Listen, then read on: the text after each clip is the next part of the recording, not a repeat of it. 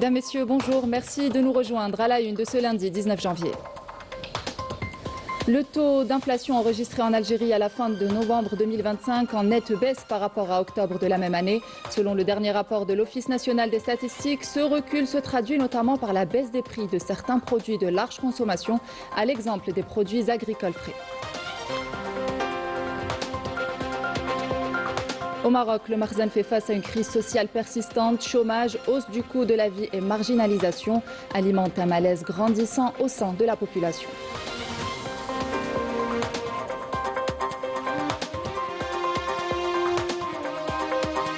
Le Sénégal sacré champion d'Afrique de la CAN 2025, une finale intense marquée par un arbitrage contesté, un favoritisme apparent et de fortes tensions sur le terrain. Malgré les magouilles, les Lions de la Teranga ont réussi à décrocher ce prestigieux titre continental pour la deuxième fois de leur histoire, déjouant les basses manœuvres du pays organisateur.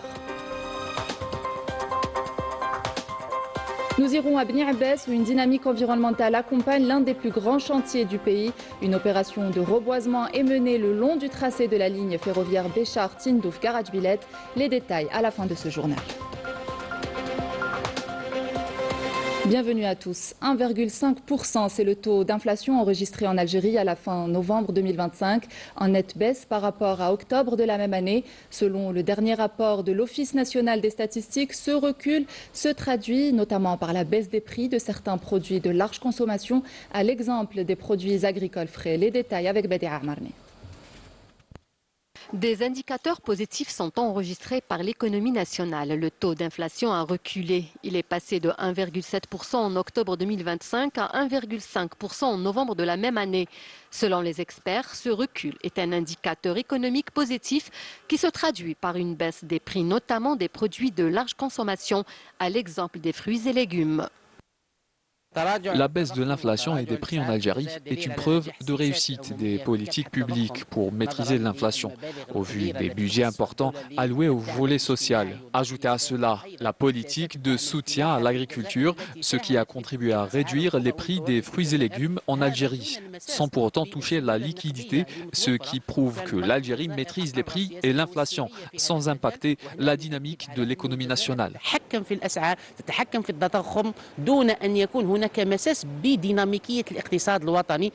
Les experts expliquent ces performances par les politiques économiques adoptées, notamment en ce qui concerne le soutien à la production nationale, le contrôle du marché, le développement de la chaîne de distribution ainsi que la réduction de la spéculation. L'Algérie a adopté des politiques qui ont un impact positif sur l'investissement, sur la logistique, qui ont prouvé leur efficacité ces dernières années. Ceci en plus d'une nouvelle orientation vers des politiques d'investissement. Selon l'Office national des statistiques ONS, cette performance reflète un équilibre entre l'offre et la demande. Et avec le lancement des promotions hivernales, les ventes connaissent un vrai coup de pouce, mais l'opération offre surtout un éclairage sur les habitudes de consommation en Algérie. Mieux distribué et plus accessible, le produit national s'impose progressivement dans les rayons grâce à une gamme variée contribuant au soutien de l'économie. Maïssa Le Bouhela. Le produit algérien gagne du terrain grâce à une meilleure organisation de la distribution et à une logistique plus fluide. Les rayons sont aujourd'hui mieux approvisionnés, les ruptures moins fréquentes et l'offre plus régulière. Résultat, le produit local est plus visible et plus accessible pour le consommateur. Alhamdoulilah, il y a tout. On trouve, il y a tout, que ce soit sur les produits alimentaires, que ce soit la vaisselle, les détergents. Non, donc il y a une abondance qui va nous permettre de choisir par rapport aux années d'avant. Donc c'est vrai qu'on trouve sur les rayons plus de choix par rapport aux produits algériens. Cette dynamique se confirme avec le lancement des promotions hivernales, un moment clé pour la grande distribution. Un test grandeur nature qui permet de mesurer les prix, la disponibilité des produits et la capacité du marché à répondre à la demande en produits algériens. C'est une politique de M. le Président de la République de lutter contre l'importation tout azimut. Donc pour booster un peu l'industrie nationale, la production nationale. Aujourd'hui, le bénéficiaire, c'est le consommateur. L'objectif, c'est de le consommateur à l'aise. Il a le choix. Dans les magasins, la priorité est claire, mettre en avant le produit local. Objectif, répondre à une demande en hausse, soutenir l'économie nationale, tout en assurant continuité d'approvisionnement et diversité de choix. On est là pour rassurer le citoyen algérien que nous avons les produits locaux avec des prix très intéressants et une variété de produits locaux. Ils sont disponibles quelques semaines avant le premier Ramadan et soyez la bienvenue. Entre disponibilité, prix et préférences nationales, la grande distribution devient un acteur clé de la montée en puissance du produit algérien. L'actualité nous emmène également à Sétif où se tient le Salon national de l'emploi, de la formation et de l'entrepreneuriat. Le salon qui se tient pour la première fois en dehors de la capitale réunit une quarantaine d'exposants. Des ateliers pratiques sont proposés pour aider à la création de CV, à la préparation aux entretiens. L'événement offre également un espace de rencontre entre recruteurs et chercheurs d'emploi. Anis Chir. L'Algeria Job Summit 2026 de Sétif, un événement désormais incontournable qui bouscule les codes du monde de l'emploi, de la formation et met l'innovation au centre de tous les dispositifs. Cette 19e édition rassemble plus de 40 exposants, entreprises industrielles, start-up, centres de formation et incubateurs venus de plusieurs wilayas du pays. Objectif affiché, créer des synergies entre talents émergents et industries innovantes et faire de l'innovation un levier de croissance durable. On invite les jeunes à profiter de cette occasion pour aller à la rencontre des opérateurs économiques présents, à passer des entretiens d'embauche et à profiter de toutes les activités proposées lors de ce salon. Ateliers pratiques, conférences interactives autour de l'intelligence artificielle et des technologies appliquées et rencontres entre jeunes diplômés et décideurs économiques. Ici, ce n'est plus seulement une question de CV. On veut voir des idées qui font la différence, des projets à haute valeur ajoutée, bref, des solutions qui transforment l'économie locale. L'Algérienne des eaux est à l'affût des profils créatifs, passionnés et maîtrisant les nouvelles technologies afin d'être au diapason de l'évolution technologique que connaissent tous les secteurs actuellement. Nous avons lancé des programmes dans le domaine de l'intelligence artificielle et proposons plus de 500 offres d'emploi pour l'année 2026.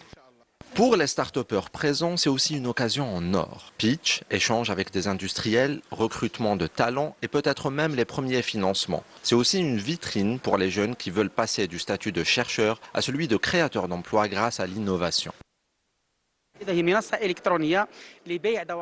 C'est une plateforme électronique où nous proposons à la vente un catalogue de formations dans 5 domaines, les langues, les soft skills, l'infographie, le design, la photographie et même des formations dans le domaine médical pour répondre aux besoins des demandeurs d'emploi.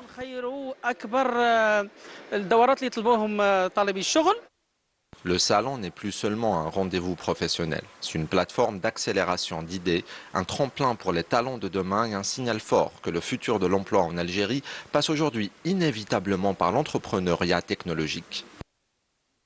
En France, pour la première fois depuis son élection à la tête de l'association France-Algérie, Ségolène Royal prend publiquement la parole pour dévoiler un plan en 3 axes destiné à mettre fin définitivement à la crise entre Alger et Paris. Pour l'ancienne candidate socialiste à la présidentielle, tout passe par un règlement du litige mémorial. Afaf Belhouchet. Dès les premiers mots de son discours inaugural, la nouvelle présidente a choisi une ligne claire, replacer les relations franco-algériennes dans une histoire longue, blessée, mais irréductible à la seule conflictualité. Je pense que l'amitié entre l'Algérie et la France n'est pas une option aléatoire et vacillante. C'est une nécessité humaine, morale, culturelle, économique, réparatrice. En un mot, une nécessité essentielle. Et le mot est lâché, réparatrice, car le discours ne contourne pas la question centrale, l'histoire franco-algérienne. Et face à une partie de la classe politique française tentée par la provocation mémorielle ou le déni, Ségolène Royal choisit une autre voie, celle de la reconnaissance sans calcul et sans posture. La question mémorielle me paraît importante. Ce ne doit jamais être un champ d'exploitation politicienne ou de falsification de l'histoire. Une phrase qui résonne fortement tant la mémoire a souvent été sommée de se taire ou de se justifier. Plus loin, elle s'attaque frontalement à une expression devenue familière dans les débats français, celle de la rente mémorielle. Je voudrais vous dire que je n'accepte pas le concept de rente mémorielle. Parce que c'est une manière commode de délégitimer la parole des blessés de l'histoire. La mémoire des violences coloniales n'est pas un calcul ou un intérêt, c'est un droit de reconnaissance de faits établis et documentés. Certaines blessures, les crimes de la colonisation n'ont pas été nommés totalement, ni réparés, ni excusés. Eh bien, elles doivent l'être par la France. Un propos rare car il renverse la charge. Ce ne sont pas les victimes qui abusent de la mémoire, mais ceux qui refusent de la regarder en face. La présidente de l'AFA va encore plus loin et fait de la restitution de toutes les archives une première réparation. La première de ces réparations et la première de ces excuses, c'est tellement évident et on se demande pourquoi ça n'est toujours pas fait, c'est la restitution des biens culturels et des archives. Car la mémoire n'est pas non plus une assignation à vie. Ce n'est pas une culpabilité héréditaire. C'est plus que cela, c'est un socle commun sur lequel on peut construire le plus jamais cela. La présidente de l'AFA appelle à un basculement stratégique. La mémoire cesse d'être un passé, elle devient une matrice d'action. Les essais nucléaires français dans le Sahara, longtemps relégués au non-dit, sont explicitement désignés comme un chantier de vérité, de responsabilité, mais aussi de coopération. Voilà une belle opportunité de développer des entreprises sur le secteur énergétique et sur le secteur de la transition énergétique et de la propreté environnementale. Et c'est là où on devrait mobiliser les meilleurs spécialistes sur la dépollution, sur la dépollution des productions nucléaires, puisque dans le monde entier, il y a des chantiers de dépollution à conduire. Donc vous voyez qu'à partir d'une opportunité, d'une réparation, on peut avoir un débouché économique, un débouché en savoir-faire, un débouché en excellence, et qui rendra service au monde entier, tout en créant des activités, des emplois et du chiffre d'affaires. Mémoire et économie ne sont plus opposées donc, et une autre image de l'Algérie que Ségolène Royal appelle à rendre visible en France. La relation entre l'Algérie et la France peut devenir, j'en suis certaine, créatrice, enthousiasmante, avec les générations qui vivent passionnément, qui créent, qui innovent, avec les entreprises qui coopèrent. Une relation gagnante, une relation énergique, une relation volontaire sur les deux rives. Ce premier acte de la nouvelle présidente de l'AFA ne règle pas les contentieux, mais il pose un cadre, celui d'un dialogue assumé, sans déni du passé, sans renoncement à l'avenir. La tâche est immense, mais la volonté est affichée.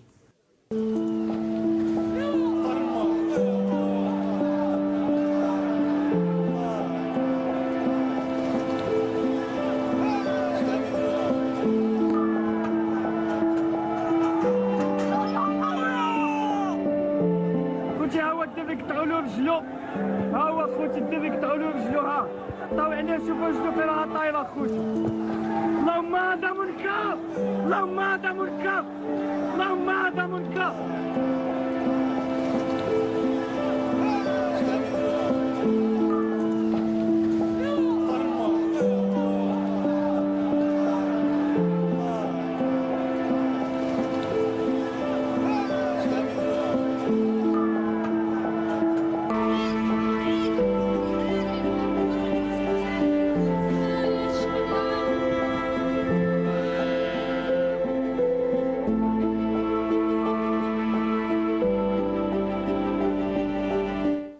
Au Maroc, la population vit dans une détresse sans précédent, confrontée à un régime où autoritarisme et corruption gangrènent les institutions du pays, ce qui perturbe grandement le fonctionnement des services publics et paralyse plusieurs secteurs clés. Maïcha Bout. Le Marzen fait face à une crise sociale persistante. Chômage, hausse du coût de la vie et inégalité d'accès aux services publics alimentent un malaise grandissant au sein de la population. Cette situation est le résultat d'un système de gouvernance régulièrement dénoncé par la population marocaine qui rejette la concentration du pouvoir. L'opacité des décisions et l'absence de mécanismes efficaces de reddition des comptes, les politiques publiques sont souvent perçues comme guidées par des logiques de profit plutôt que par la justice sociale et l'intérêt général. Nous manquons cruellement d'eau. Qu'a fait Arnouch avec le projet de dessalement? Il a pris des milliards d'une entreprise comme étant partenaire.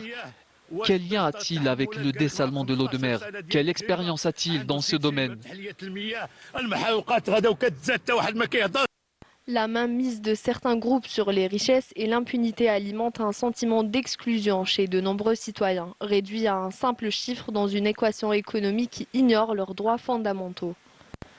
Face à cette réalité, la question de la responsabilité politique et de la lutte contre la corruption reste centrale, alors que les attentes sociales continuent de se heurter à un silence institutionnel persistant. Toujours au Maroc avec la CAN 2025 qui a été remportée par le Sénégal, désormais sacré champion d'Afrique face au pays organisateur. Une finale intense marquée par un arbitrage contesté, un favoritisme apparent et de fortes tensions sur le terrain. Malgré les magouilles, les Lions de la Teranga ont réussi à inscrire le but décisif dans le temps additionnel et à décrocher ce prestigieux titre continental pour la deuxième fois de leur histoire. Walid Yousfi. Le Sénégal est champion d'Afrique pour la deuxième fois de son histoire.